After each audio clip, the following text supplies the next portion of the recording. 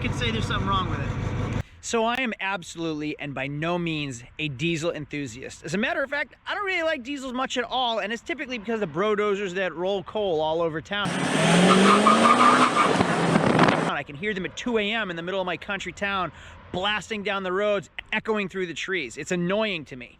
But I am a glutton for punishment, and I do like a project every once in a while, and I kind of feel like this is going to make a good project and a good video. So in this video, I really want your opinions. This is for you guys to decide what I'm going to do with this F-350 behind me, because I'm going to give you multiple choices, and I'm not sure what the best route is. My name is Craig from Flying Wheels. This is my Ford F-350 Super Duty that possibly might get a Cummins swap. It's all up to you guys. Here's the video. Let's get started.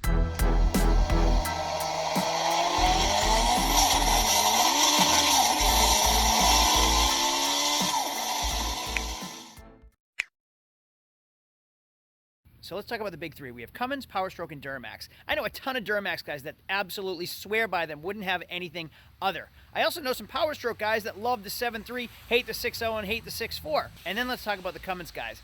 Everybody wants to do a Cummins swap. It's like the LS swap of the diesel world. And I'm not really sure which route to go. I know we're not doing Duramax, but the Powerstroke is an easy choice, but the Cummins would be a cool choice.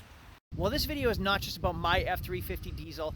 I'm going to talk to a diesel expert to tell me what I should be looking for when purchasing a diesel, what the good engines are, what the bad engines are, what I should be looking for when swapping the engines, common problems and symptoms in the Powerstroke, in the Duramax, and a lot about Cummins. So make sure to stay tuned throughout the whole video because I'm going to learn a lot along with you as we go. So hey everyone in the YouTube world, my name is Craig from Flying Wheels. Welcome to my Flying Wheels YouTube channel. The other day I was purchasing a Jeep Wrangler, a rusty old Jeep Wrangler with a plow, and by no means it wasn't anything great. But while I was speaking to the seller, I asked him, hey, do you have anything else you want to sell? I buy cars, whatever it is, I buy them in any condition. And he said, well actually, I have an 08 F-350 Super Duty dually diesel that I'd be interested in selling. He sold it a few months ago, and then as the buyer was leaving, I guess like an hour down the road, it blew an injector or something. I don't know how that works in diesels, but I guess it blew an injector and started blowing smoke everywhere like crazy. So the guy brought it back, he was refunded, and the truck's been sitting ever since. Now, since it's here, I'm able to look it up, see what it's worth. These things are worth about 10 to 12 grand. He sold it for just about 12 grand a few months ago in running conditions. So here's what I'm wondering, and I want you guys to decide because I'm going to give you all three scenarios. So this truck was sitting there. It was running, but not running well. It was blowing a crazy amount of smoke.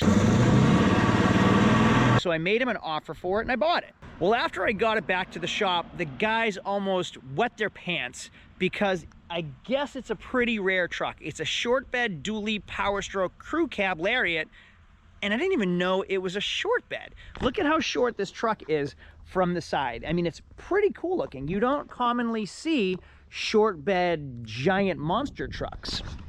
So here's the thing. I can do one of three things, and I want you guys to decide what to do. Number one, I think I can fix the injector. So the cheapest way is probably send it to somebody, have them go through it, see if they can fix it. An injector might be $2,500, $3 grand, $3,500. And then I'll be into the truck for around $8 grand. So it's really not that much, but it has 185,000 miles. This 6.4 liter is the second most unreliable Powerstroke in all of history. So the 6 liter in like the 04, 05, 06 Powerstrokes are commonly and notoriously bad engines. Well, Ford improved that and came out with the 6.4 liter Powerstroke, also known as a terrible engine. Second worst, as a matter of fact, next to the 6 liter. Then they came out with the 6.7 and things got better and better. But the 6.4 isn't really a great engine to begin with. So if I replace the injectors, I still have 185,000 mile Powerstroke in an unreliable engine. Option number two, I can sell it the way it is. I can actually run this thing through the auction the way it is, just clean it up and see what somebody's gonna give it to me for. I own it for $4,500. If I get $6 grand out of it, I just made $1,500 for cleaning a Powerstroke, and then the car's gone, problems out of my hair, issues over with. But where's the fun in that? Option 4 is replace the engine with a bulletproof 6.4. You can buy a replacement reman engine, fully built, and they're indestructible, and then swap it back into this car. So here's a rebuilt 6.4 liter Powerstroke long block. Long block meaning bottom and top end. Now I still have to do the valve covers, I still have to do the water pump, and all the connecting pieces attaching to the engine, which is still pretty labor intensive for us, and it's still $7,000, but it'll be a brand new engine once we're finished. And then I have an indestructible Powerstroke in a pretty nice truck. That'll cost me around $8,000.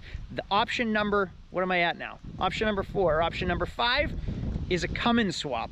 Now, a couple of guys in my shop are an absolute Cummins fanatic. They want to take on this project themselves. Just like an LS swap, there's adapters and harnesses and motor mounts and everything you can do to fit a Cummins engine into one of these trucks.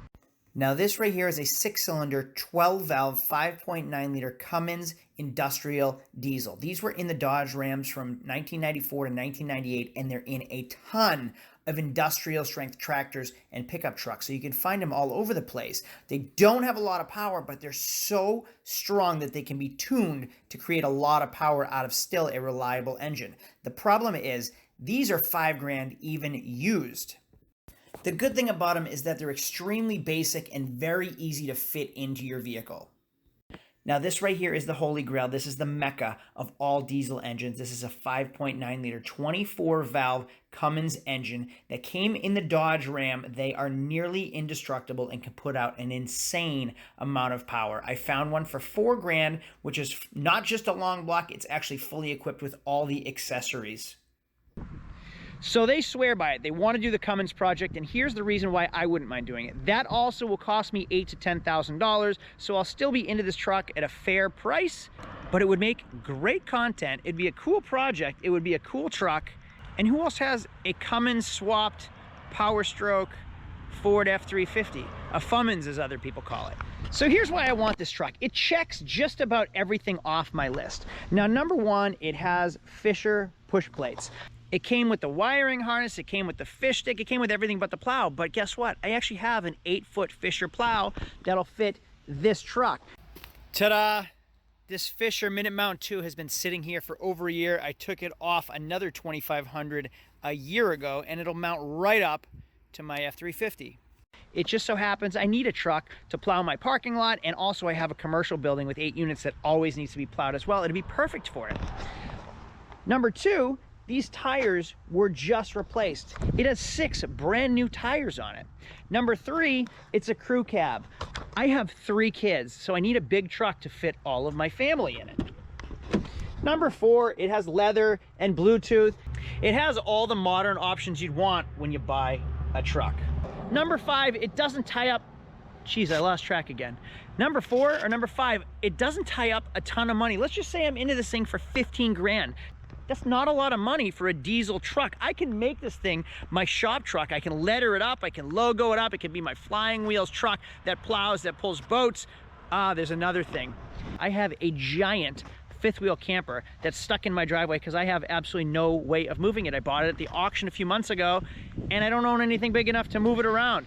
So here's the thing, I'm home, and you'll see this thing is gigantic, and nothing can tow it but a 3,500 or larger.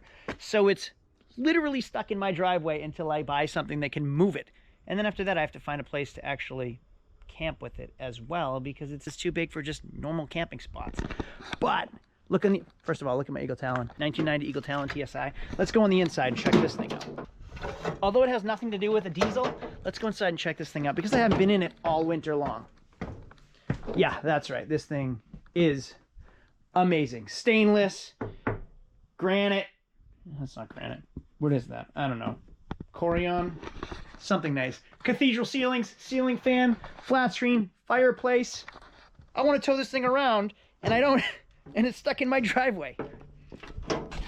So now I can go camping with my family with that truck. I can tow boats with that truck. It can be a work truck. I can logo it. Essentially, it can be everything I need it to be without tying up a lot of money. And then I don't have that guilt of tying up 40 or 50 grand into a nice diesel forever that's just going to depreciate. That thing really isn't going to depreciate much less than I'm at already. And I really think it'd be kind of a cool vehicle to have wrapped, and it'd be good for business, it'd be good for the YouTube channel. And really, if the YouTube videos take off, it kind of pays for itself as we go. The perks of having a YouTube channel, right? So let's check this thing out. Now it's very cloudy, it's very foggy, but you can see the hood is really, really dull. We took a buffer to one section. Look at how it buffed back. You can see here and here versus here. This is how it's gonna come out. So now I already know the paint's gonna come back and it's gonna look great. The leather, let's check out the leather. Now this truck is dirty. You can see it was a work truck. It's filthy, but it's not completely rotted yet. You can see the rocker panels are in good shape. I mean, that's good shape for New England. The bottom of the doors are in good shape. The leather's not ripped or torn. And if I'm really going all out and making this a cool project, it'd be kind of neat to redo this leather in something like black and red, like Flying Wheels colors, wouldn't it? Look at how nice new interior looks. Carpets are stained, yeah, whatever, but that's nothing that some WeatherTech floor mats couldn't take care of. It also has remote starter, and that's just one of those things that checks the boxes off. I want a remote starter. The biggest thing is this tuner right here. Now, I'm not a diesel guy, and I don't know much about tuners, but I was told this thing is really expensive, and they don't make them anymore, or they're not available anymore. So I could resell it, but it's kind of cool to have it. But if I resell it, it would supplement and pay for the build if I went Cummins. If I did a new Powerstroke swap, it would match up to that Powerstroke. I don't know. I'm kind of lost on what to do with this truck. Let's take this thing for a ride and really see. Oh, I forgot how wide it is. Jeez, I'm gonna end up clipping something. Let's take this thing for a ride and really see how bad it smokes. Let's go to the back. Has the racks, has the bed, has the step. If you've never seen these, check this out.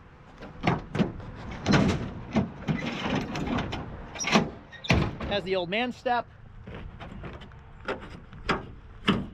Has the handle, and voila, I can get in the bed of my truck. That's pretty neat, actually.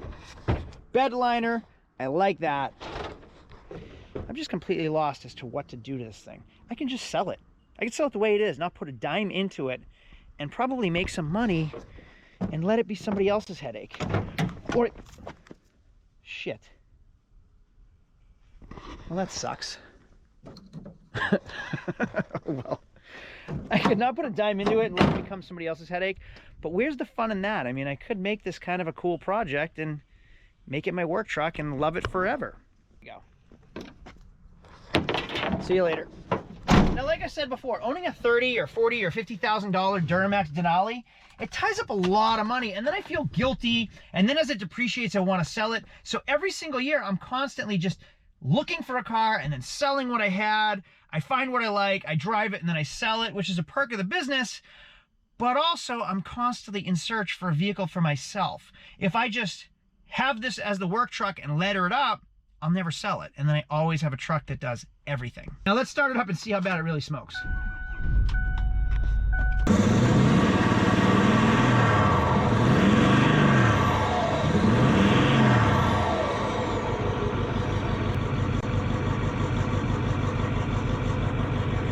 Yeah, I guess I could say there's something wrong with it. So I asked the seller how much he wanted for it, and he said between $4,000 and $5,000. Now common sense says, okay, $4,000, there's a deal. Well, I don't have much common sense, and I think I'm a pretty fair person. So I actually said, all right, so $4,500 it is. I went right down the middle. He said between $4,000 and $5,000. The truck is worth $4,500. Yeah, I could have saved myself another $500, but I mean, he was fair to me with the Jeep, and I think he's being fair with this one. So I gave him the extra $500, and we'll go from there. Now I'm taking on the gamble myself, and even still at that $4,500 price mark, I think I'm gonna be doing okay with this truck. Let's see if you can see how bad the smoke is from the mirror.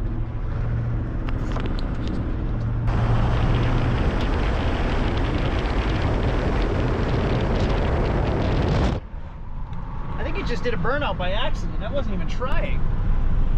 So apparently these trucks can reach like 700 to 800 horsepower with no problem. So I am not a diesel buff, nor am I even really a fan, but you're trying to convince me to do that Cummins swap on the F-350. So they make the 12 valve, which came from like what, 97, 02 or something? 96. 86 to say 96. Yep. Then the 24 valve, which is the better engine, yep. You can put more horsepower out of that one. Yep. But then you have like fly-by-wire pedals, and you have more electronics. I'm yep. sure they make a harness adapter for it, right? Yeah, they do. So the 12, why would you want the 12 valve or the 24 valve? 12 valve is a lot more reliable, Mm-hmm. but the 24 valve does have more power, more capable to make more power. Why is it more reliable than 12 valve? 12 valve is more reliable. Yeah, why? All mechanical. It's all mechanical. Yeah. And that just pops right in because it's all mechanical. Going with, let's say, an engine from 94 in an 08 F-350, am I going to have like cold start problems? Am I going to have issues out of an old vehicle in a newer truck? The Cummins usually starts pretty good in the cold. Yeah. Okay. And your personal opinion, you have this truck, it's your truck, you own a Powerstroke. Which would you do? I would put another Powerstroke in it just because the 6.4 is a very good platform and a lot of power. Okay. So a reman? Yeah. All right. If it was my truck, I'd do that. It's your truck. The Cummins is a big wow factor. It's the big wow factor. So the reason we would do the Cummins is for the wow factor, and that's pretty much it. Now, that has a tune, or a tuner, or something. Yeah. Yours has a tune or something, right? Tune and delete. A tune and delete. That also does. Yeah. Can you explain what that? I'm not a diesel person, so it has an EGR delete. And the EGR is still present. It's still in it. The DPF's delete, the diesel particulate filter. Yeah. It's kind of what catches all the soot. Right. And then the 6.4s, when they go into regen, it puts a lot more fuel in the back two cylinders to make the gas hot, so it burns all that soot off. Yeah. Which is why they were so unreliable, because they get really hot and start cracking pistons in cylinder 7 and 8. Ah, all right. So I haven't even checked that check engine light. I just know that the seller said it needs an injector. It's definitely not an injector. It's definitely not an injector. You pulled the oil cap off. Actually, can I borrow you from it? Yeah. So I brought the truck to the shop. Instantly, first thing you did was walk me through what you did. Come over to the oil cap. And you're supposed to be able to just drop the cap on and let it stay. And it shouldn't go anywhere. And if it does... You have too much blow-by. Too much blow-by. And what causes the blow-by? Not a good start.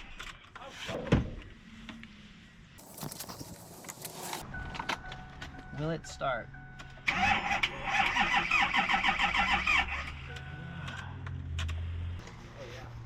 Diesels kill jump packs. I have a baby jump pack. Let's see if it'll do it. Doubt it. I grabbed this one. I hate locked doors. No more locked doors. I said I'm bilingual. There's a difference. Let's see if my baby lithium ion jump pack will start this thing. Do I even want a diesel at this point? Nothing. I'm getting nothing. That's why I hate diesels. This is also making my decision. Oh yeah. I didn't even think of it when I said jump pack. We have 2 batteries because it's a diesel. 2021. Hey, good news. Good news, it started. What you were doing. Well, first of all, let's take a glimpse of all that smoke. All right.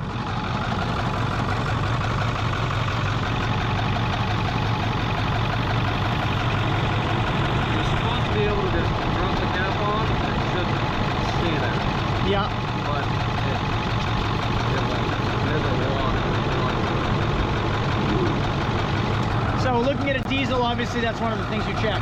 You did that on my Duramax when I bought the Duramax suit, didn't you? All right. The cross hatches in the cylinders would wear off, so all the compression just blow right by the rings. When an injector goes in like a 5.3 on a Chevy, it's not really that big of a deal. Yeah. Why is it such a bigger deal on a diesel engine? Most of the time they'll stick open and put way too much fuel in, so you get a lot of smoke. Usually black smoke, but can be white too. I would almost put money on that it is a cracked piston, because you can definitely hear it. Can you explain to me the tune? So the guy I bought it off of said this tune is like worth a crazy amount of money because you can't buy them anymore. You can buy them. They're made by a different company now, though, because H&S got sued almost out of existence by the EPA. Really? Yeah. It's like the Diesel Brothers lawsuit Yeah. thing they're going Yeah. through? Okay. So Sean's going to do the blow-by test on his Powerstroke. How many miles are on yours? Just roll over on the bike. Just hit 100.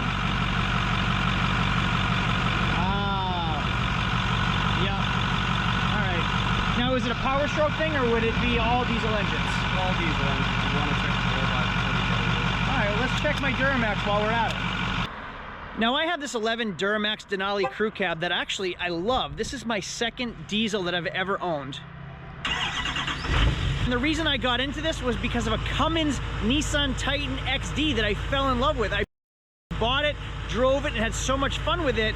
Somebody made me an offer I couldn't refuse. I sold it, and the next day I came across this Duramax Denali that I absolutely love. Tune and delete, but it ties up like 30 grand. And for me to just have 30 grand sitting in a truck, I could keep spending that on other cars and buying and selling and making money off that 30 grand over and over. If I'm 15,000 into that Powerstroke, I can just keep that and enjoy it. And there's no real motivation for me to sell it when I've spent the money on a wrap and I've kind of made it my own. This one, people give me offers all the time on it, so it's tough to not want to sell.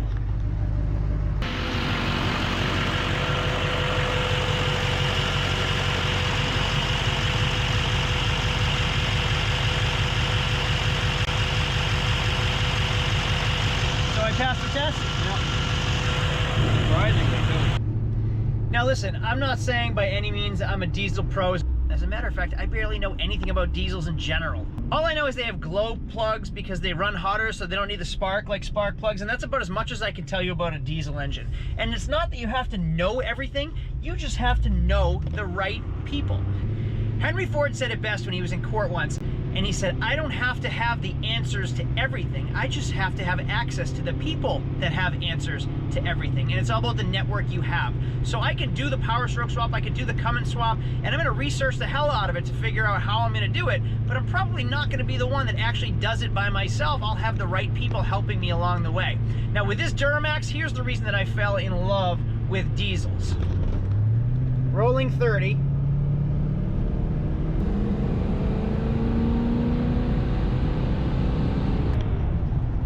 Truck is crazy fast, and if it was a 3500 I'd probably keep it and plow with it, but it's not. It's a 2500 and I can't tow my camper, and even though I want to sell it, my wife really wants to keep that camper, so I need something that's going to move it around, I guess.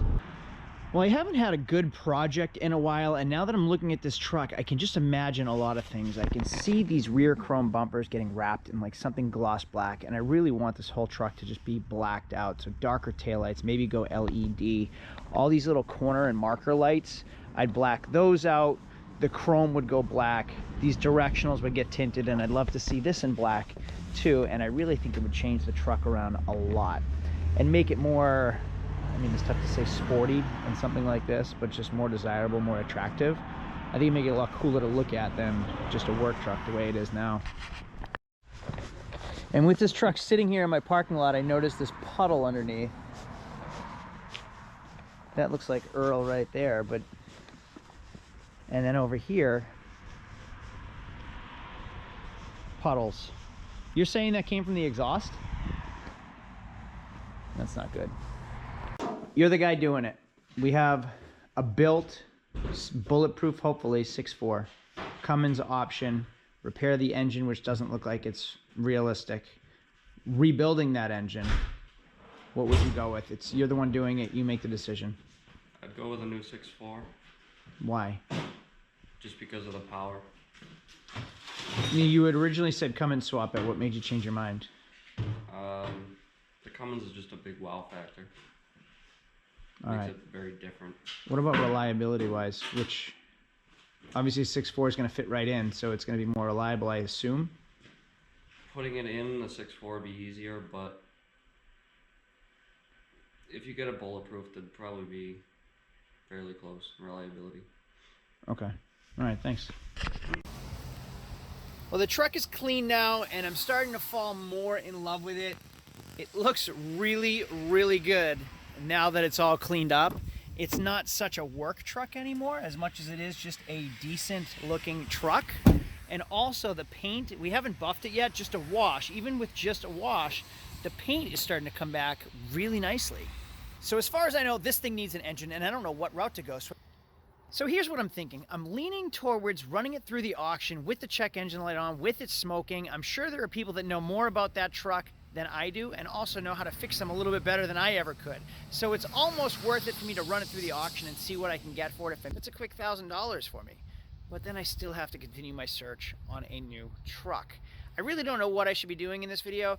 You guys probably know more about diesels than I do, so let me know what I should be doing. Powerstroke, fix this one, put a new one in, switch to Cummins, get rid of the truck in its entirety. I don't really know, but I'm open to all your suggestions, so make sure to comment down below. If you haven't subscribed yet, make sure to subscribe to find out what we end up doing with this truck. Oh, also, do me a favor, give me a thumbs up down below. When you do, it helps the algorithm boost my videos and it helps me grow my channel and produce better content for you. So go ahead and click the button down below to help me out. That way I can make better stuff for you guys to watch. Thanks a lot. I'll see y'all later. Adios.